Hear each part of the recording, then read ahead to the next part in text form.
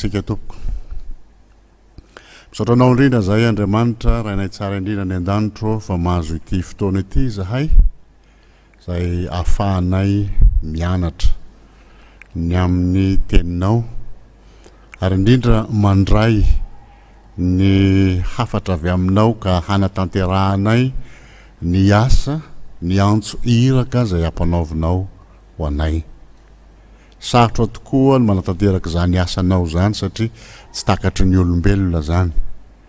Fa mangataka ny fanainao masina kosa izahay hitarika anay ka hanome anay fahendrena mba ahafahanay manao ny asa ampitiavana ho voninahitrao zay ny antso sy ny fidy anay.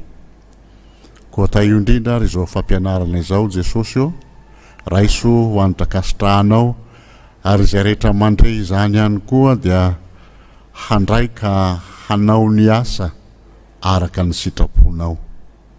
Amin'ny anaranao Jesosy no ametrahanay zany vavaka izany. Amen.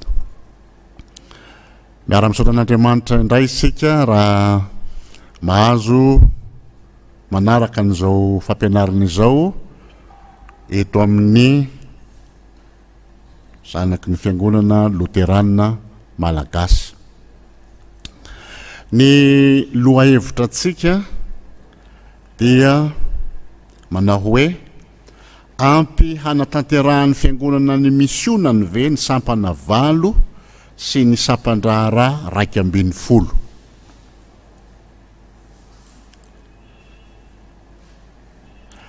Ny faneva atsika amin'izao 10 taona ny zanaky ny fiangonana Luterana Malagasy zao dia zay voasoratra amin'ny Hebreo 10 ny 420. Manao hoe amin'ny anaran'i Jesosy aoka isika ifampandinika hampandroso ny fitiavana sy asa tsara. Zany no fanevantsika. Rehefa mijery an'izao lohahevitra izao isika dia tsara raha ety ampiandohana mijery ny amin'ny hoe ahoana ny andohany zany fiangonana Luterana Malagasy zany satria tena ao anatin'ny sehatra ny fiangonana Luterana Malagasy sika no miresaka.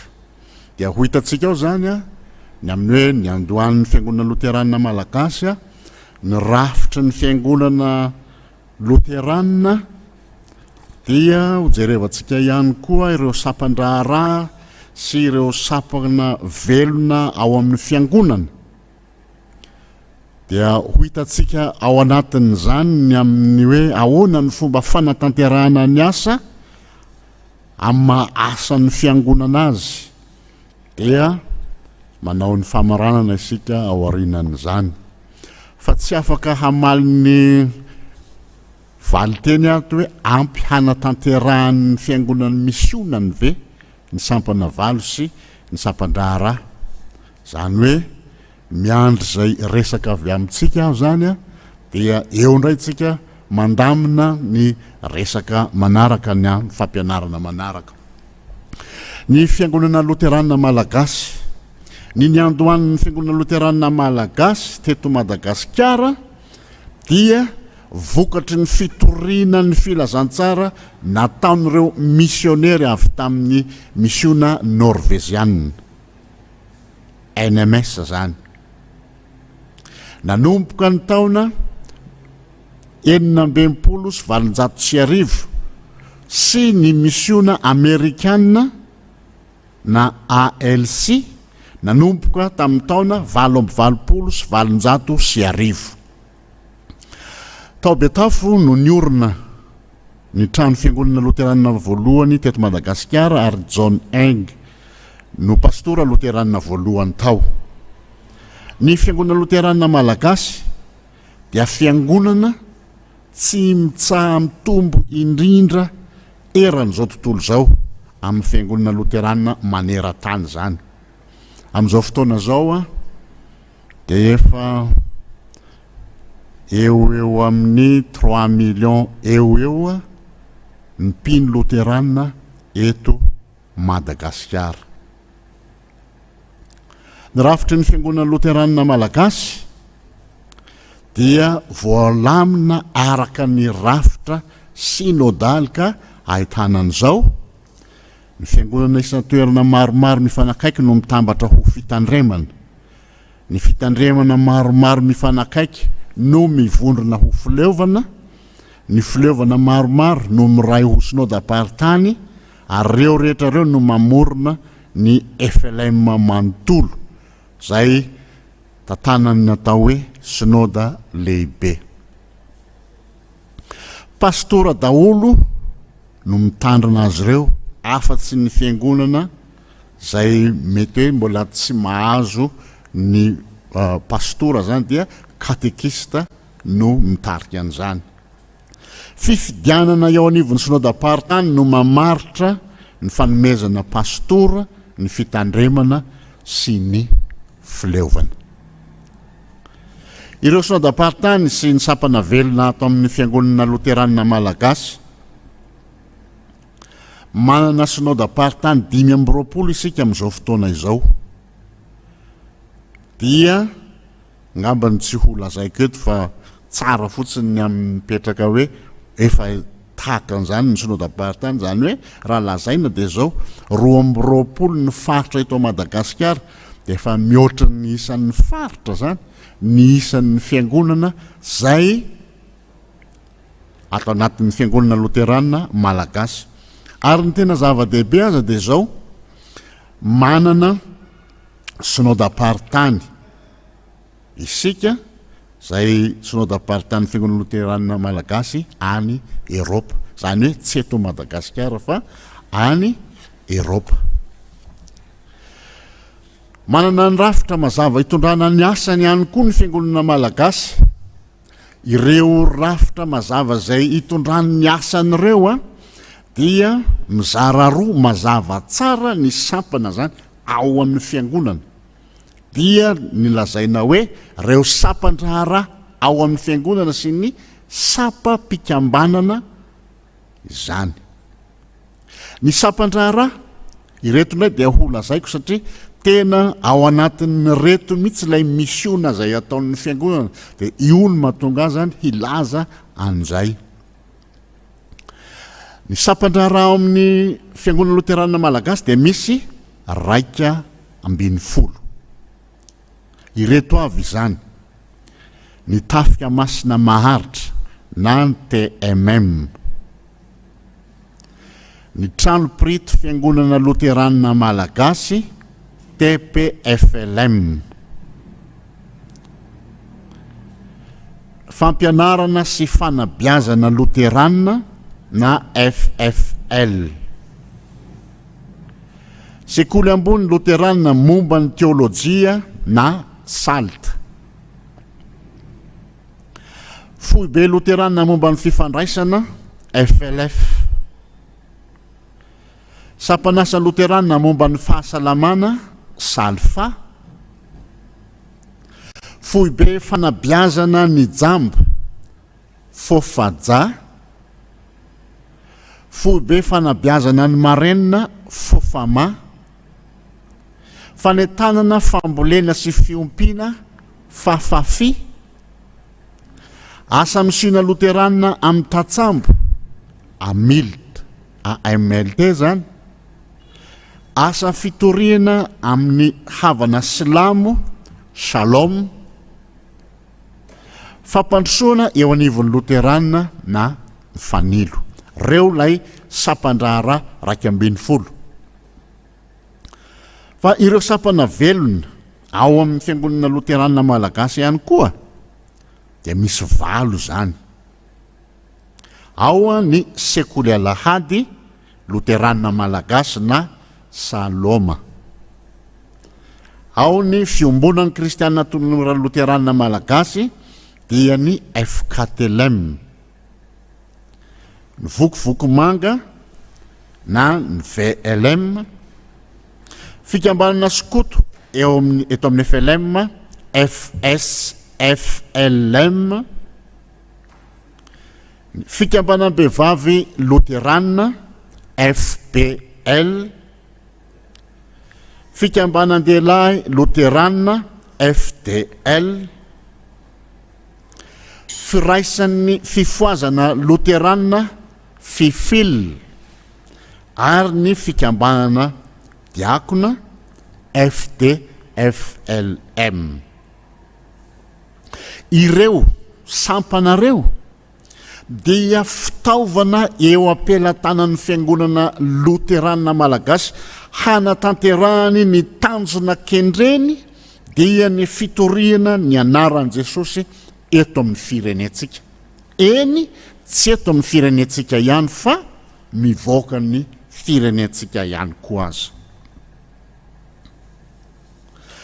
Ireo sampam-pikambananareo dia samy manana ny maha izy azy avy sy ny tanjona ary manana ny zava-kendreny dia ny hampandrosoana ny fanjakan'Andriamanitra. Araka n'ireo fitsinjarana ny sampam-pikambanana dia mazava arak'izao fa no tsinjarana araka ny taona sy ny mahala, ohatra FDL sy ny mahavehivavy FDL ary ny fanomezam-pahasoavany zay ananany izy ireo. Mijeritsika ohatra ny sokajy taona zany dia hitantsika araka an'izany fa tena miavaka ao lay sokajy taona. Hitantsika misy sekolelahady, misy tanora, misy fikambanan-dehilahy, misy vehivavy, misy fifil. Zany hoe tena mifangaro ao anatin'ilay fiangonana mihitsy zany ny sokajy taona. Noho izany amin'izany sokajy taona zany dia manana ny andraiky avy ireo sokajin'olona ara-taona na araka ny hoe mahalehilahy sy mahavehivavy azy ireo. Mikasika ny fanatanterahana ny asa misiona raha ohatra ka tena jerevana mivantana ty loha hevitra ity, satria hoe ampy hanatanterahany fiangonana misionany ve? Ka raha miresaka an'izany fanatanterahana ny asa misiona zany dia tena mivantana mihitsy ao amin'ny atao hoe tafika masina zany resaka zany.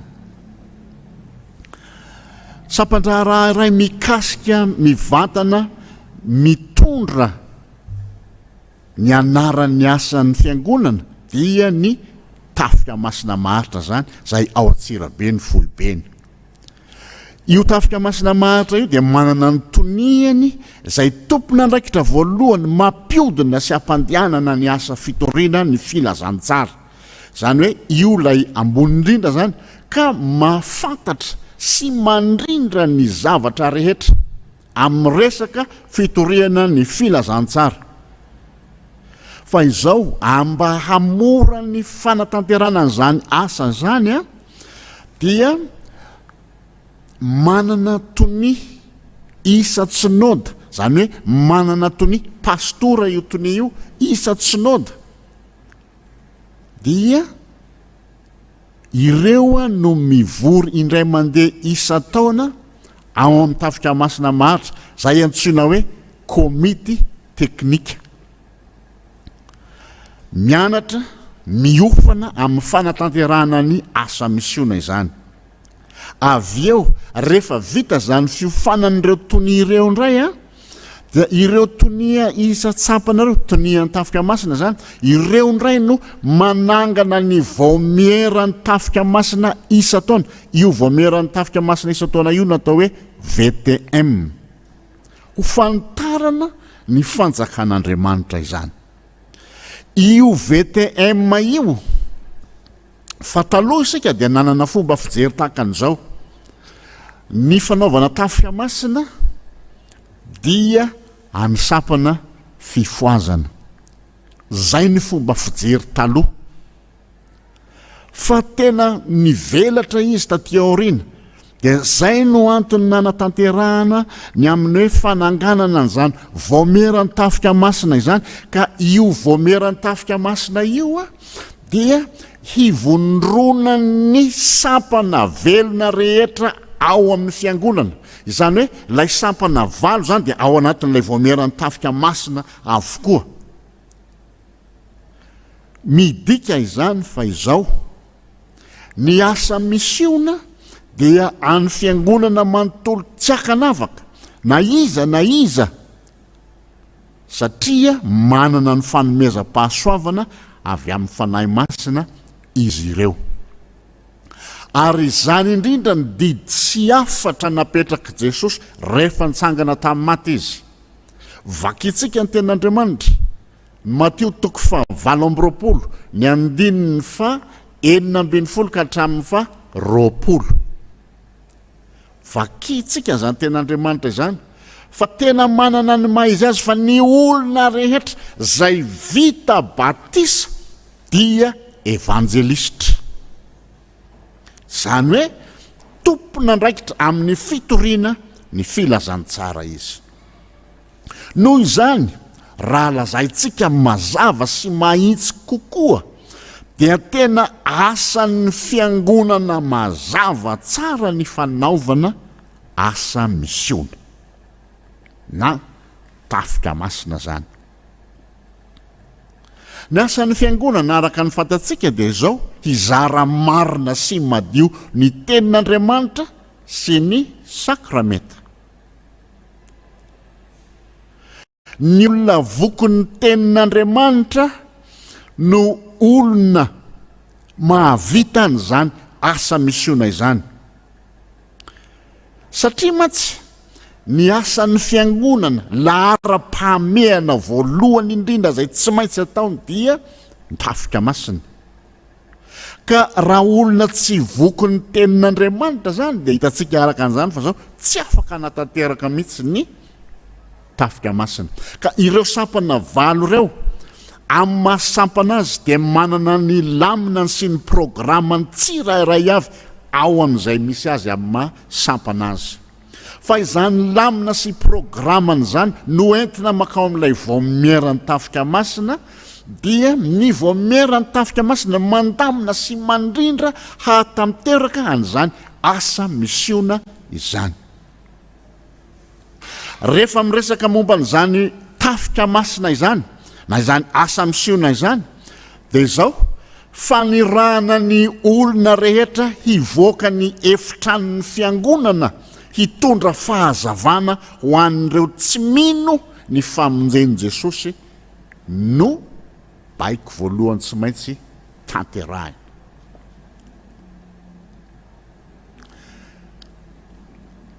Rehefa miresaka momba ny atao hoe misiona ny fiangonana isika na mission zany, dia zavatra anankiroa no voalaza tsy maintsy ho resahina ao anatin'izany. Ny voalohany dia ny evangelisation, ary ny faharoa kosa dia ny diakonia. Ny evangelisation io dia fampianarana ny amin'ny soratra masina, lahateny, toriteny, hampitombo ny finoan'ny mpino, ary izany zavatra rehetra zany, izany resahana resaka momba ny soratra masina izany, dia io lay resahana amin'ny fanatanterahana ny hoe zaika be, fiaonany be, isan-karazany, isan'ny 2 volana, isa 3 volana, isa taona, zany resaka zany fampitomboana ny finoana amin'ny alalan'ny fitoriana ny filazantsara, zany no resaka ao. Fa ny fizarana faharoa kosa dia ny diakonia, dia fanatanterahana asa zany, asan'Andriamanitra. Ireo sampandraharaha manao ny fandraisana an-tanana an'ireo madiniky ny tompony no jerevana ao anatin'izany. Fa manao ahoana ny fomba fijerin'ny kristianina ny madiniky ny tompo? Raha mijery ny fanevan'ny asa misiona isika. Fa ny fanevan'ny asa misiona matsy dia ny Mateo 2:2 andininy 4 sy ny 5. Zao ny voasoratra ao amin'ny anaran'i Jesosy.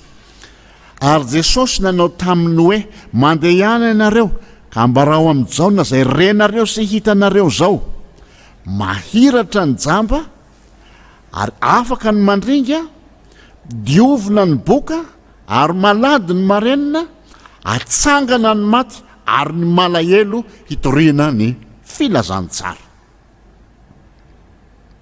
Hitantsika araka an'izany fa tena fandraisana antanana feno an'ireo madiniky ny tompo ireo zany lay asa diakonia. Raha ny evangelisation jerevana dia tena ananantsika fiangonana loterana malagasy ary asahena mijoro mihitsy fa mahay soratra masina itsika fiangonana loterana malagasy, mahay isika ary mandalina ary manana teolojia. Raha lazaina dia hoe tena marina ny fiangonana loterana malagasy. Fa eo amin'le diakonia kosa dia mampametram-panontaniana rehefa nandinika an'izao fampianarana zay nomen'ny zanaky ny fiangonana loterana malagasy zao. Manao ahoana zany ny tonga ao anatin'ny eritreritro ny tetibolan'ny fiangonana amin'ny fanatanterahana ny asa diakonaly ao amin'ny fiangonana. Filisan-jaton'ny tetibolan'ny fiangonana no hanaovana tafika masina. Mibahatoerana ao amin'ny tetibolan'ny fiangonana ve ny fanaovana tafika masina. Dia tsarovo tsara fa satria fampianarana ty dia milaza aminareo fa zao ny alahadin'ny pentekosta dia alahadin'ny asa misiona. Alahadin'ny asa misiona io zany dia efa tokony ahafahantsika mitarika sahadiny amin'ny hoe inona ny fandraisantsika anjara amin'ny fanatanterahana ny asa diakonia ho an'ireo madiniky ny tompo. Zao ihany koa fantaniana mipetraka manana sosialy fijerena madiniky ny tompo ve ny fiangonana. Fa ny zavatra hitatsika ankehitriny rehefa mijery isika na any ambanivohitra na andrenivohitra dia izao ny lahara-pahamehana amin'ny fiangonana sy mahafaly ny fiangonana dia ny fananganana fiangonana tsara tare.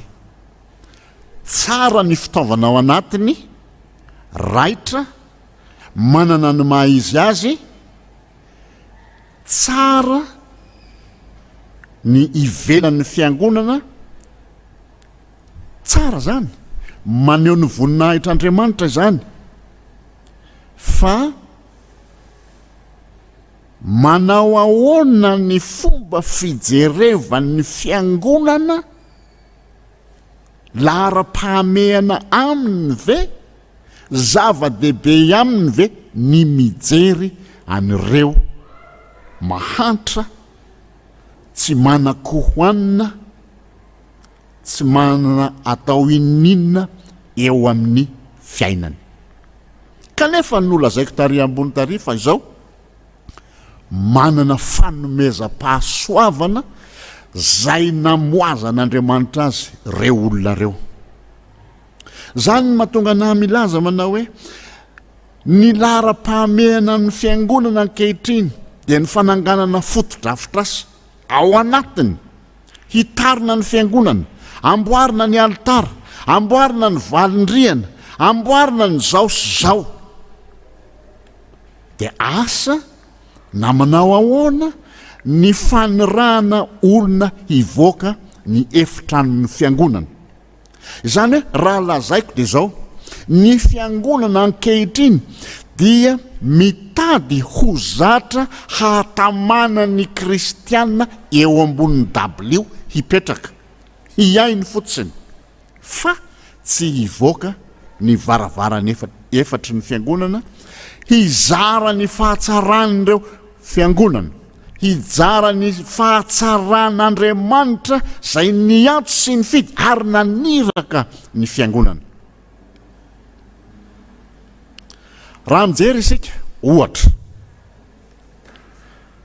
zanaky ny fiangonana manana ny maha izy azy eo amin'ny sehatry ny fandraharana, manana ny maha izy azy eo amin'ny sehatry ny fandraharana. Ahoana ny fomba fitaizan'ny fiangonana an'ireo zanan'ireo amin'ny fahazotony manao ny asa misiona ahoana ny fandraisan'ny fiangonana ny mikasika ny fampitomboana ny talenta araka ny fanazavan'ny soratra masina azy. Fa hitantsika zany tantara zany, lay fanoharana nataon'i Jesosy ny amin'ny nomena talenta 5, nomena talenta 2, nomena talenta anankiray.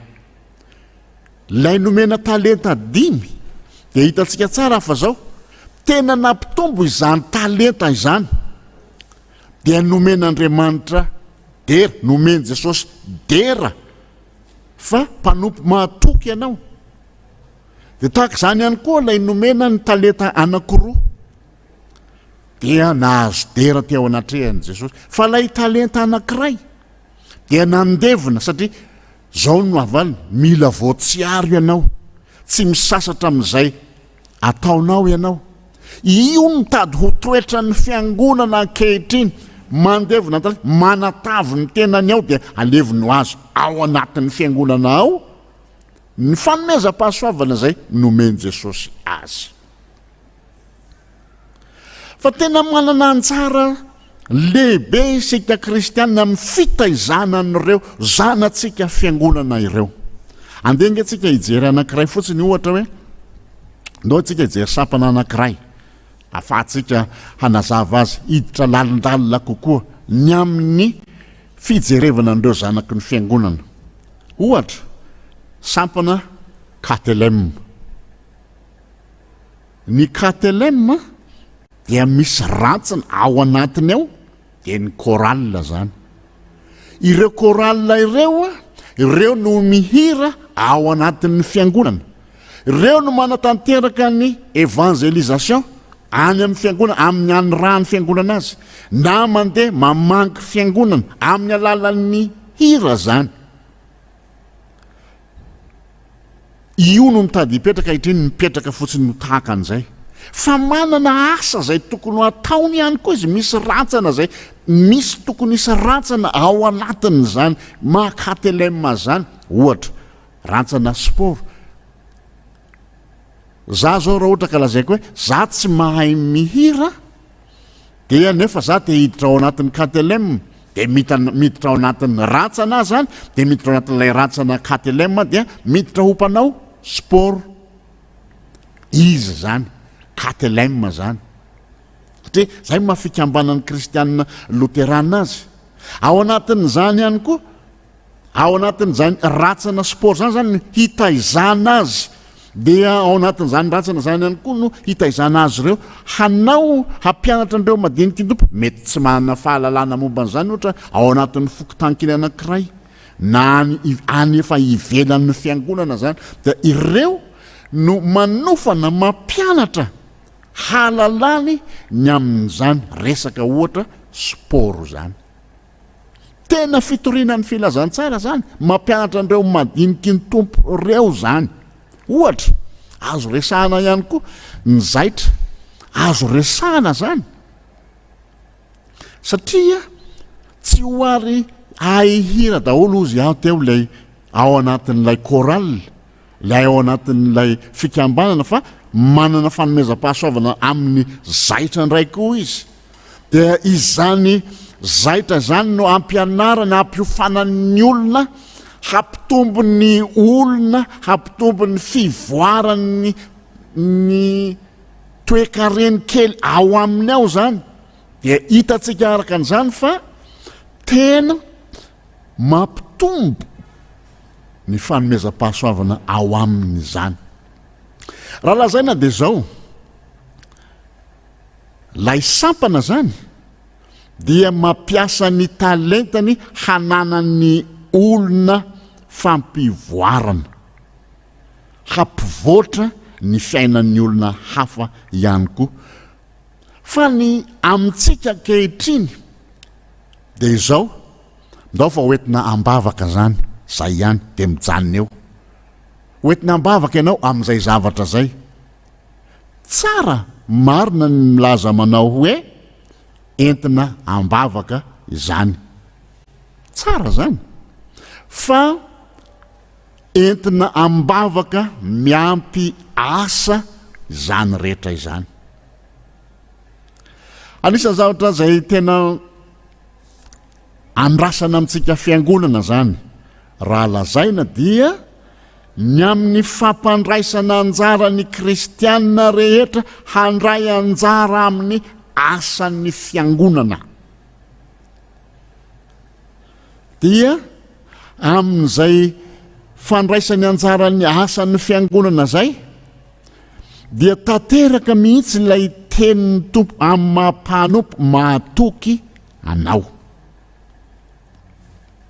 Zay raha lazaiko tsotra sy fohy momba ny amin'ny hoe io sampanao amin'ny fiangonana io.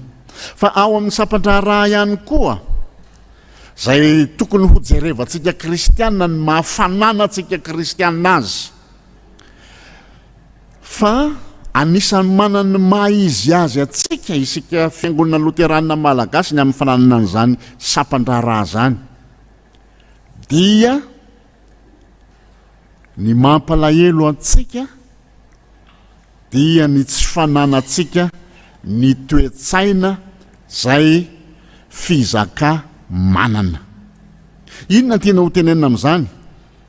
Atsika io sampan-draharaha io fa tsy atao hoe io dia noforonin'ny misionera tamin'izao fotoana tamin'ny taona ria dia rehefa noforonin'ny misionera tamin'izany izy dia amin'izao fotoana zao misionera no mamelona azy. Tsy marina zany fa tena efa eo ampelantanantsika natolotra eo ampelantanantsika manampy kely fotsiny sisa ny mpiara-miasa raha ohatra ka zay ny ilazana azy.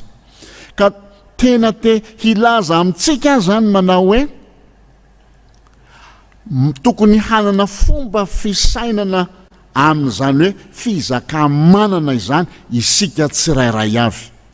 Asa raha mahamenatra atsika tsy tokony hamenatra atsika ve zany hoe ohatra manofana pastora ny fiangonana loterana malagasy mampianatra pastora any amin'ny STPL any amin'ny séminaire théologique partany loterana zany dia rehefa mianatra any izy dia miandro bourse avy aiza no andrasany bourse avy any ivelany avy amin'ny vazaha nefa fanananao fiangonana loterana malagasy zany. Miakatra ao amin'ny saritra indray izy dia hitatsika araka an'izany fa izao miandro ny bourse mbola bourse ny avy any ivelany ihany koa no andrasatsika amin'ny hampiofanana ny zanatsika amin'ny mahapastora azy.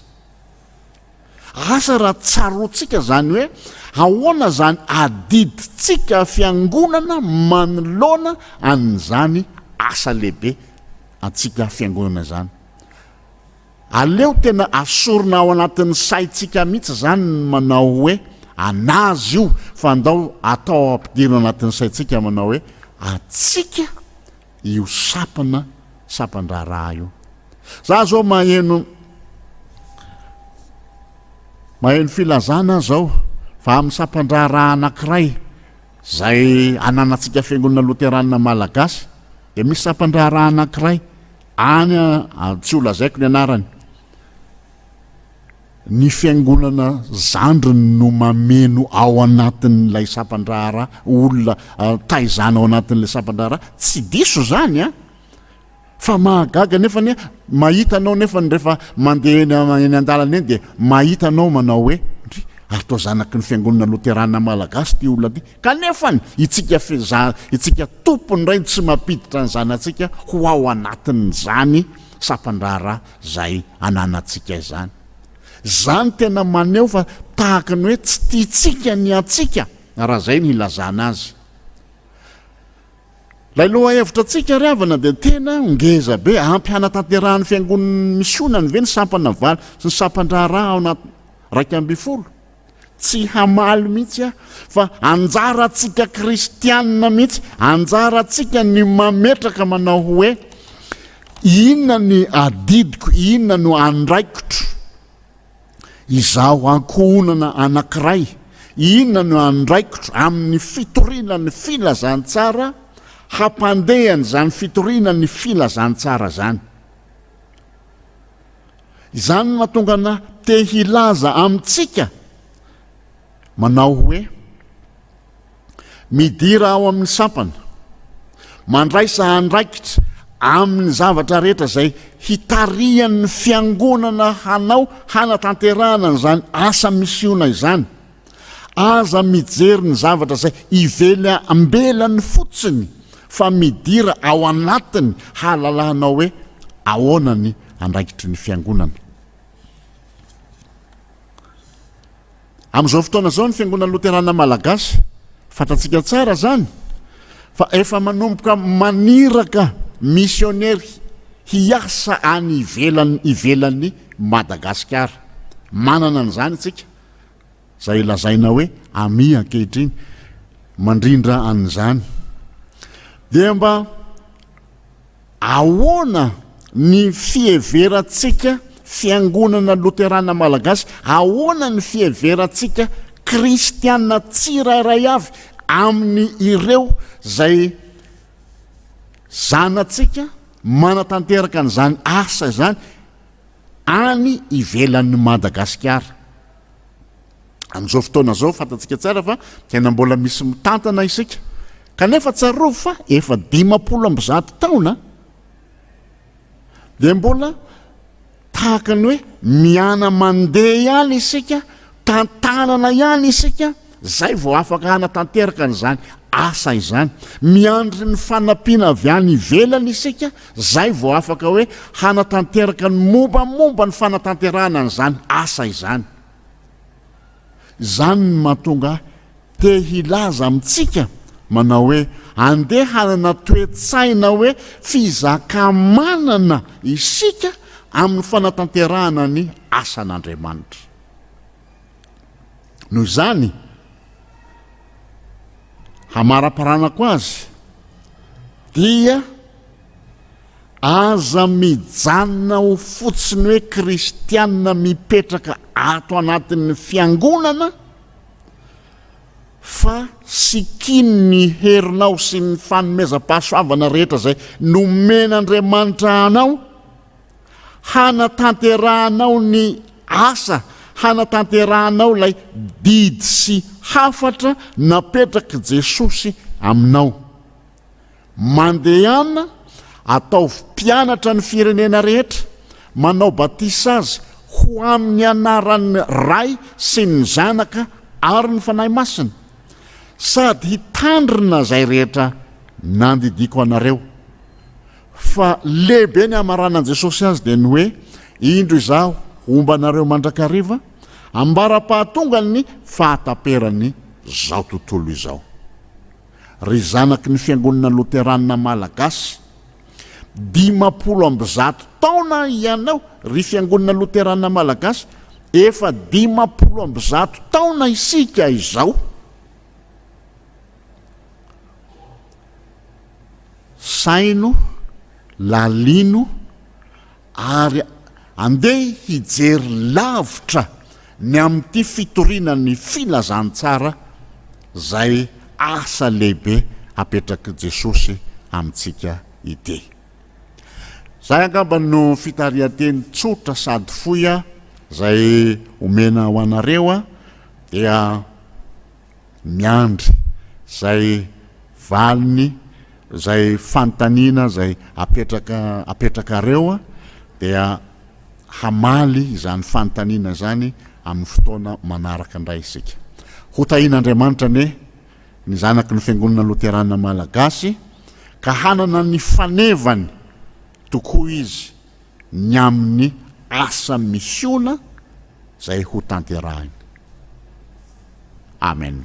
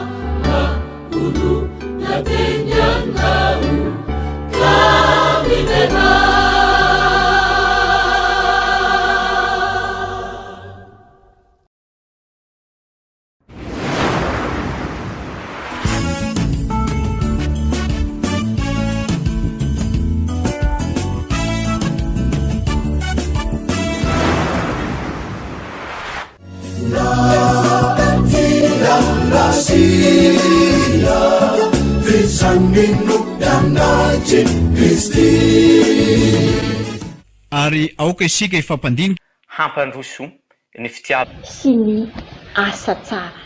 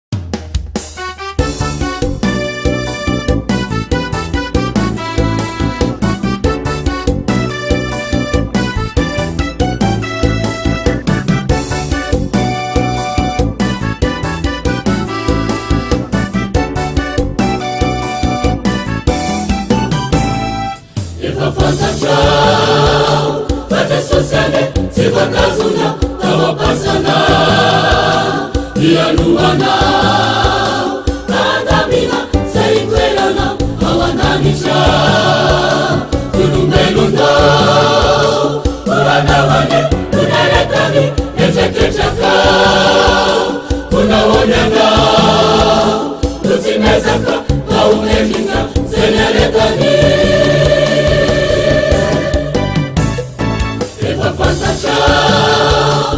jesosane sivatazona tawapasana iyaluwana andamina saikwelana awandanisha tulumbelundo uwana wane unaretani echakechaka kuna wanyana nutimezaka waumejika zenaretani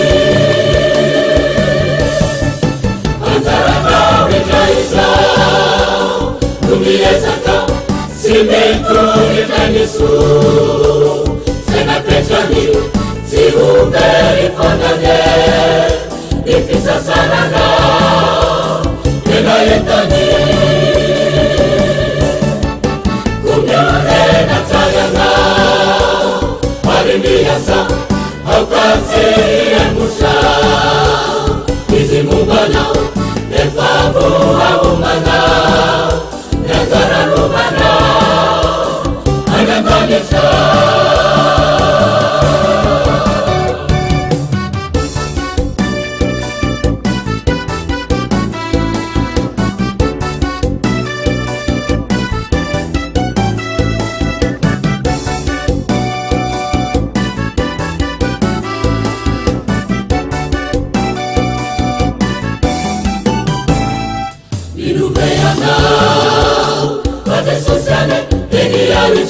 amunzenana tutavitana esuesusi nazalazalu luzakanika kinajinate enanezika ezanekaye falitsangana satachawana andesenaku lulanulana amfenanga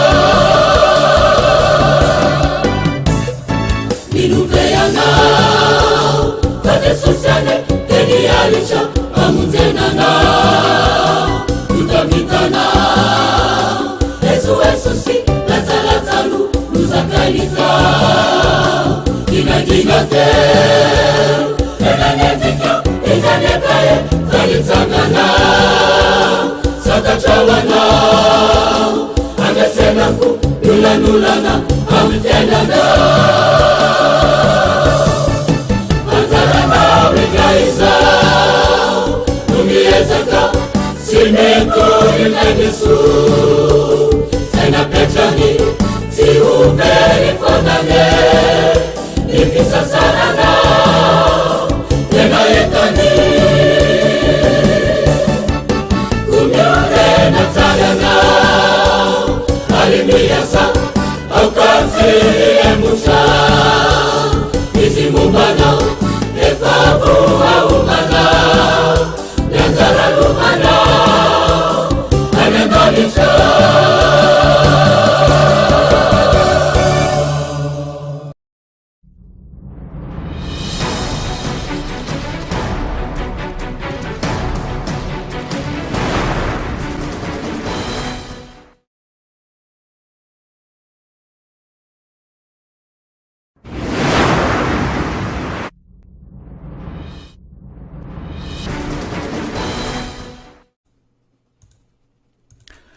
no tanterahina tao amin'ny efalamam-bolokandrina fileoanan-katso nanomboka ny valojona ka hatramin'ny 1 jona ny komity synodam-paritany Antananarivo fahatelo amby roapolo na ny KSPNTA ny faneva dia araka ny kortiana faharoa toko fahasivy andiny fahafolo tapany by ampitombo ny vokatry ny fahamarinanareo.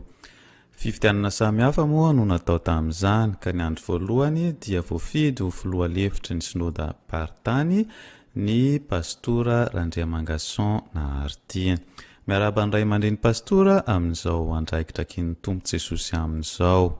Ankoatr'izay ny pastora Rabarimanana Hermandimby Alfred no tendrena ho lasa pastora faefatra ao amin'ny FLM 67 hektara manomboka amin'ny 2 septambra izao.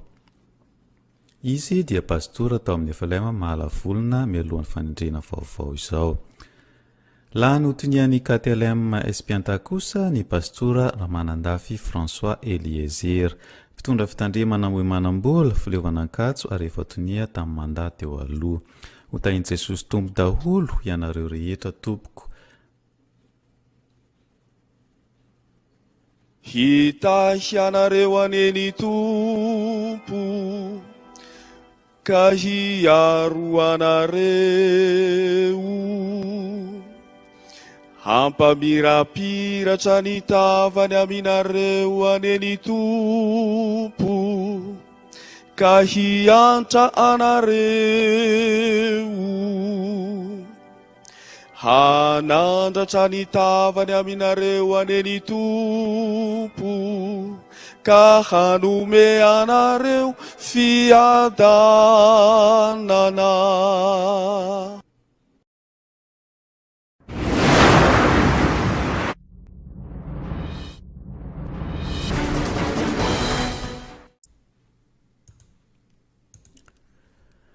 aoka ry sika hitsangana ka handrafitra Nehemia 2:2-10 tapany raha sitrapon'Andriamanitra dia kasainao tanterahina eto amin'ny synodam-paritany na Espianta manomboka ny alarobia 9 Oktobra ka hatramin'ny alahady 17 Oktobra 2024 ny fivorian'ny komity mpiandraikitra ny synoda lehibe na ny KMSL laharana fa 13 noho ny Covid-19 nefa dia tambatra iray ihany ny KMSL amin'ity taona ity. Iray ihany koa ny tatitra ara-bola sy ny tatitra ara-moraly. Ny toerana dia ao amin'ny FLM Matoby fanantenana 720 hektara. Meloha izany fivoriana izany dia hisy ny fivoriana ataon'ny birao foibe sy ny filohan'ny synodam-paritany rehetra manomboka ny 4 ka hatramin'ny 5 Oktobra 2024 izay atao ao amin'ny foibe FLM ao Isoraka Antananarivo. Ho tanterahina amin'izao KMSL 13 izao ny fifitianan'ireo tale sy tonia ny sampandrara nasionaly izay tapitra manda sy ireo kontroleur ny KMSL. Ny alahady 17 Oktobra kosa dia ho tanterahin'ny Espianta ny famaranana ny fankalazana ny jopily ny pastora Randrianirina Dieudonné izay tonia ny FLM teo aloha misotro ronono. Aoka mba samy antsiaro ambavaka izany fivorian'ny KMSL zany isika rehetra.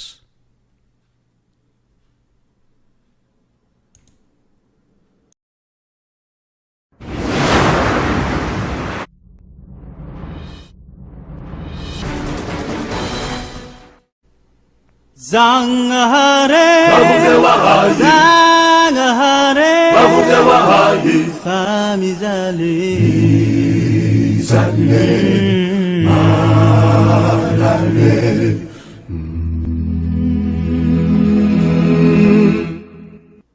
ary toy izany ihany koa ianareo raha fatrapanerin'ny zava-panahy dia izay ampandroso fiangonana no dadiavo indrindra. Kortianina voalohany 720 Zaka kely ny FDL SPTM na synodam-paritany Tomasina ny 10 volana Jona natao tao amin'ny fiangonana Morarano Tomasina. Pastora solonantenaina François Zaitonia ny FDL ny synodam-paritany no nampianatra ny andraikitry ny FDL amin'ny fampandrosoana fiangonana tamin'ny sabotsy 20 Jona maraina teo. Nandritra izany saika kely FDL izany. Afalia lalandava Ia kekanao Jesuse Sishiri firizane Afalia lalandava Sisi adi politike Paradisa lalandava Dia dana simbalane Ia kekanao Jesuse Afalia lalandava Anau Shikalela Ai Itangini Zavapana Eni Ampanusu Biango Nana Kasandina Zawe Nama Vindia Bilano Vanepti Tameki Apauri Sahai Ikamana Dela Izumrari Kutelasa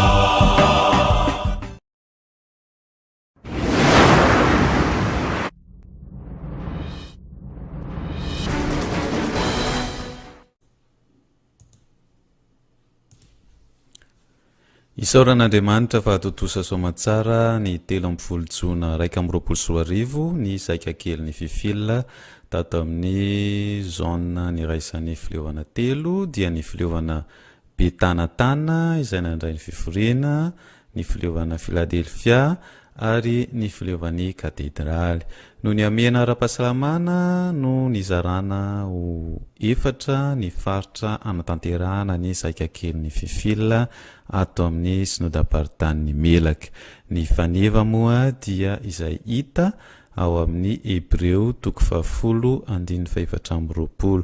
Hebreo 10:420 izay mivaky toy izao amin'ny anaran'i Jesosy, ary aoka isika ifampandinika ampandroso ny fitiavana sy ny asa tsara.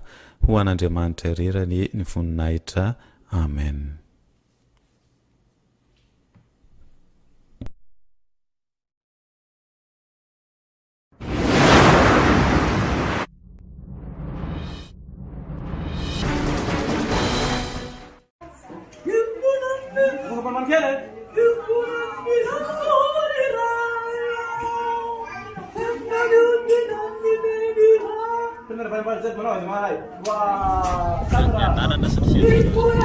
Anarako dia Rasafitra Vola Gilda eto amin'ny filevana Amborofi fitandremana Ambalika, fiangonana Ambalika eto toerana amin'izao misy fivoriana zao.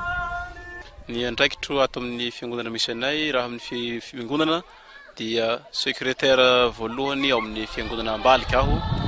Koatra izay koa dia mpitarika tanora chef de chœur na leader choice ato amin'ny FLM ao. Efa hatry ny 2010 no nitazonako an'io tanora ireo, ary efa betsaka, tena betsaka, efa tsy ato amin'ny faritra Amborovi ihany fa misy sinodaparitany roa. Sinodaparitany Boina Mahajanga ny anankiray izay misy azy zao, dia sinodaparitany Melaka koa, be dia be ny chorale. Ny isan'ny hirany efa noforoko efa mihoatra ny 100 mahery ihany. Hatrizay hatramizao, fa mihoatra efa tsy voaisetsony zany, fa ny mampalahelo aminazy zany maro amin'ireny hira ireny miparitaka any lavitra any dia tsy mivoatra, maro ny tsy vita playback. Matetika koa ny chorale ambanivohitra koa ny mihira azy dia mbola tsy afaka, tsy ampy le hery ampelantanako zany mba ahafahako manampy izy ireny koa zany. Be dia be ny hira. Misy tokoa ny hafatra. Ny hafatra voalohany ry mpamoron-kira namana. Tadio fa itsika dia zanaky ny fiangonana Luterana Malagasy. Arak'izay aoka ny tonon-kiratsika tsy hivaona, tsy hiala amin'ny fotom-pinoana fiangonana Luterana Malagasy. Ny manaraka izay, rehefa mamorona hira isika, io dadio fa fanahy no miteny, tsy misy mahavoafetra hoe zao no atao, zao no ataovy, fa misy ihany koa ny hoe fifampizarana traikefa. Ilaina koa ny fifampizarana traikefa ho an'ny namana izay mbola atao hoe zandry na mbola tsy mahalala.